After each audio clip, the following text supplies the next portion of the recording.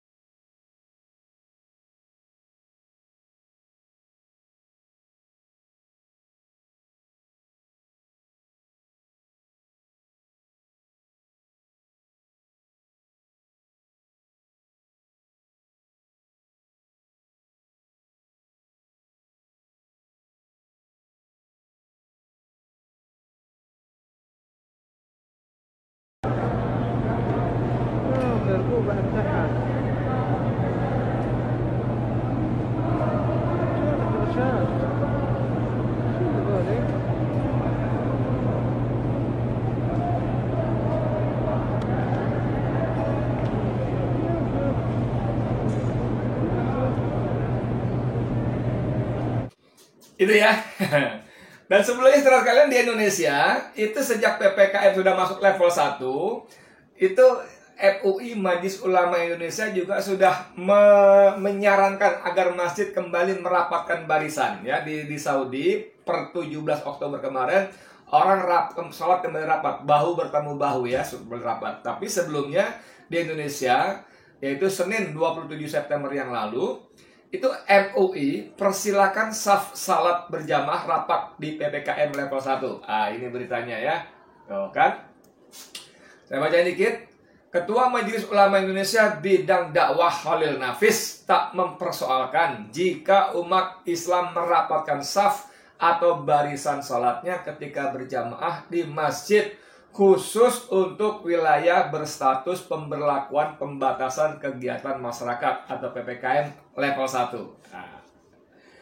Hal itu disampaikan merespon banyaknya pertanyaan terkait kapan umat Islam dapat merapatkan saf salatnya kembali ketika menjalani salat berjamaah di masjid.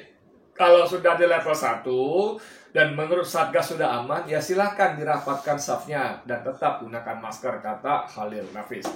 Jadi saudara sekalian, peristiwa ini menurut saya, biar bagaimanapun juga Masjidil Haram dan Masjid Nabawi di Madinah itu menjadi impian setiap muslim, saya kira seharusnya ya, untuk bisa datang dan sholat di sana. Karena apa? Karena pertama, Masjidil Haram itu ada Ka'bah, tempat kiblat umat Islam ya. Ada bangunan berbentuk kubus berwarna hitam di tengah-tengah masjid yang Allah perintahkan kita menghadapkan salat menghadap ke Masjidil Haram. Tentu saja tidak ke Ka'bah, maksud saya. Tentu saja kita tidak menyembah batu, tidak menyembah kubus. Kalau kita melakukan itu semata-mata karena Allah perintahkan, kan begitu kan?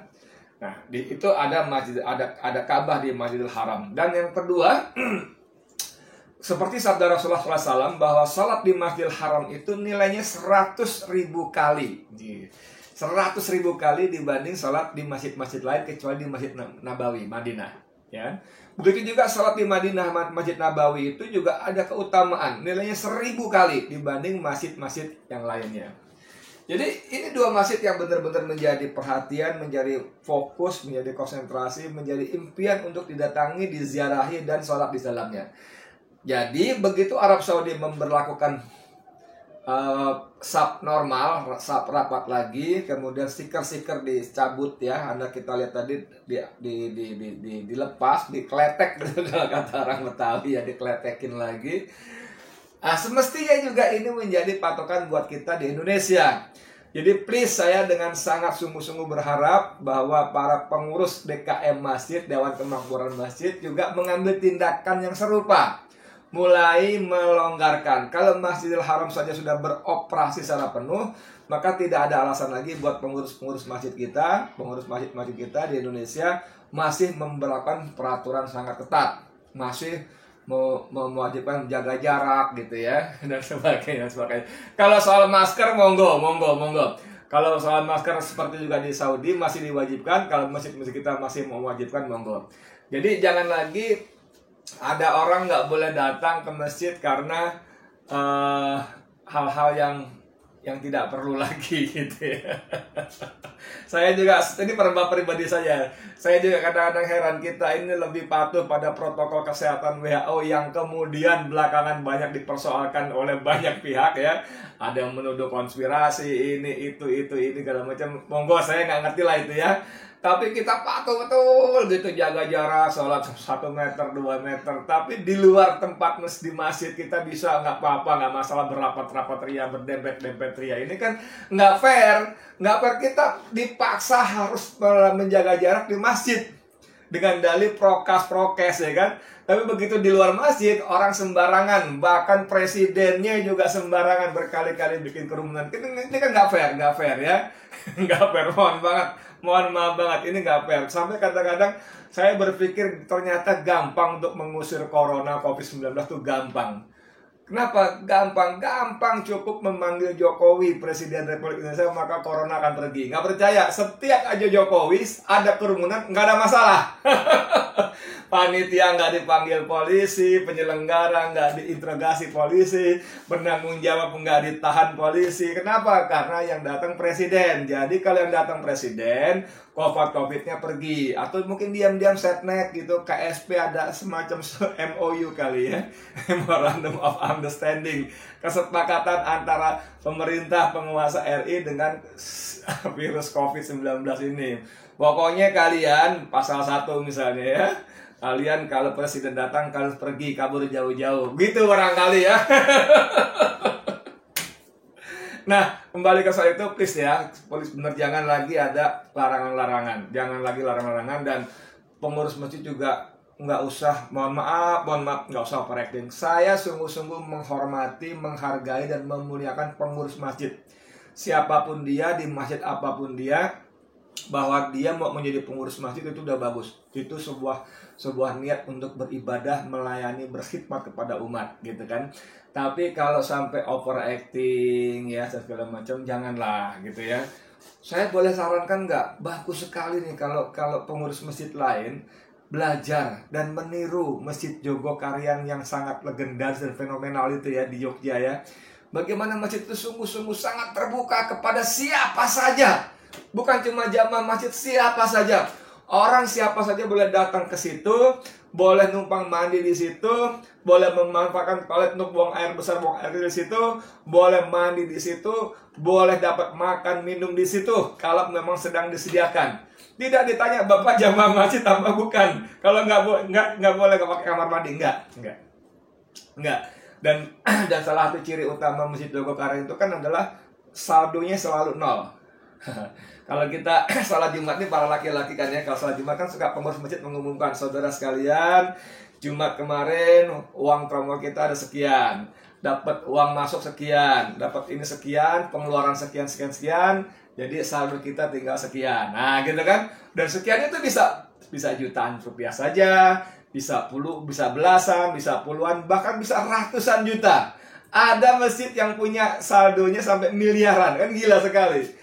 Nah, menurut pemahaman di Jogokarian, dan saya sangat setuju bahwa orang-orang datang ke masjid untuk berinfak sedekah itu ingin uangnya bisa mengenerate pahala yang disebut dengan amal jariah, pahala jariah. Bermanfaat yang pahala kebaikan terus mengalir. Tapi kalau uang itu disimpan oleh pengurus masjid di bank dalam bentuk tabungan dan deposito, bagaimana bisa mengenerate pahala? Jadi please ya, perlu juga, walaupun mungkin tidak untuk tahap-tahap awal tidak se-ekstrim itu ya, 0 rupiah ya. Tapi jangan simpan uang jamaah banyak-banyak di masjid, di tabungan di bank. Salurkan pada kegiatan-kegiatan produktif. Mungkin ada tetangganya yang perlu modal untuk jual pisang goreng. Mungkin ada yang belah sana perlu modal untuk jual gado-gado. Mungkin ada apalah, atau bantu masjid-masjid lain, musola-musolanya kecil-kecil yang kurang mempunyai kemampuan menyerap dana masyarakat untuk kebutuhan dakwah mereka. Kembali ke soal itu ya, ke soal tanda-tanda rapat, jaga jarak segala macam. Yuk, kita masjid-masjid di Indonesia buka beroperasi secara penuh. Ini sekaligus bukan cuma kita mengikuti Saudi, tapi menunjukkan rasa syukur kita kepada Allah SWT yang dengan izin dan karunia Allah pula, Allah sudah mulai hilangkan COVID segala macam di negeri kita, di Saudi, di negeri kita, di tempat-tempat lainnya. Dan itu kita wujudkan dengan rasa syukur kita, dengan cara memperbaiki hubungan, meningkatkan hubungan kita dengan Allah, termasuk salah satunya dengan salat rapat berjamaah di masjid. Salat berjamaah rapat di masjid sebagaimana yang disunnahkan oleh Rasulullah Sallallahu Alaihi Wasallam. Ya, mudah-mudahan Allah tolong kita, Allah bantu kita, dan Allah ridai apa amal ibadah kita. Terima kasih. Saya Edi Mulyadi dari FPN. Assalamualaikum warahmatullahi wabarakatuh.